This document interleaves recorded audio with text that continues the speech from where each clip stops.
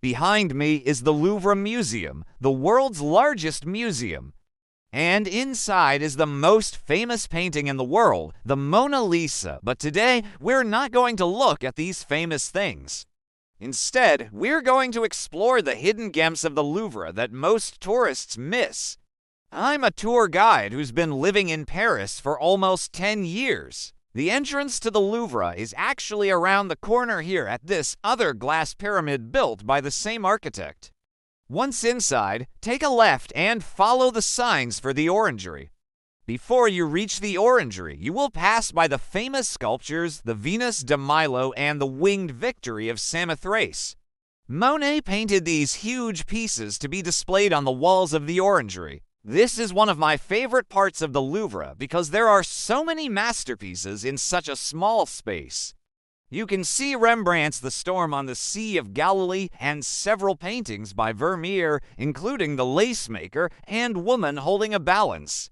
Rent a boat and feed the swans or simply relax on the grass and enjoy the sunshine. Every Friday and Saturday night, the museum stays open until 9:45 p.m. and offers tour in English and French. The Tuileries Garden stretches all the way from the Louvre to the Place de la Concorde. These guided tours are free with your museum ticket, but they only run once an hour and last approximately 30 minutes. At the end of the garden, you can take a detour to see the famous Champs-Élysées. You can see masterpieces by Michelangelo, Raphael, and Titian all in one room. My favorite piece in this collection is the Madonna and Child with Saint Giovannino by Raphael. When you walk around the room, you can see how the light changes the colors of the water lily throughout the day.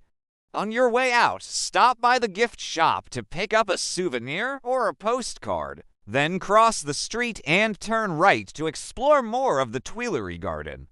It's called the Cour Napoleon or Napoleon's Court. I hope you enjoyed these hidden gems of the Louvre that most tourists miss.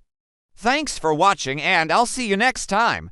You can see both the Venus de Milo and the Winged Victory without having to pay for a museum ticket. Built in 1857, it was originally used as an outdoor sculpture garden during the summer to show off the wealth and power of Napoleon III. Today, it serves as the main entrance to the museum.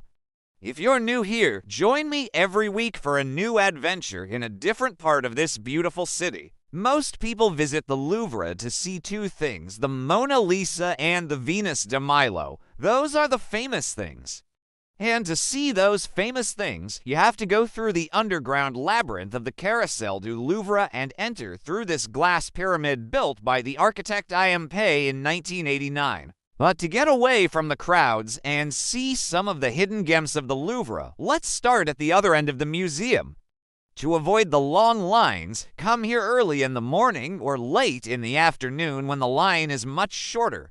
If you're interested in the Venus de Milo, did you know that there's a 2-for-1 deal on the second Sunday of every month? Now, we're going to continue on to the orangery where you can see water lily painted by Claude Monet. Just next door is another small room with a collection of paintings from the Dutch Golden Age. It's time now to head back towards the main entrance of the museum. The Tuileries Garden is a perfect place to relax after a busy morning at the museum. If you're looking for something fun to do at night, did you know that you can take a night tour of the Louvre after it closes to the public?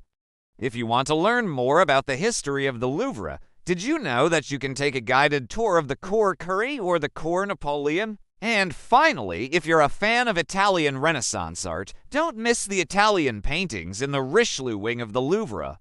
As you can see, there's so much to discover at the Louvre that has nothing to do with the Mona Lisa.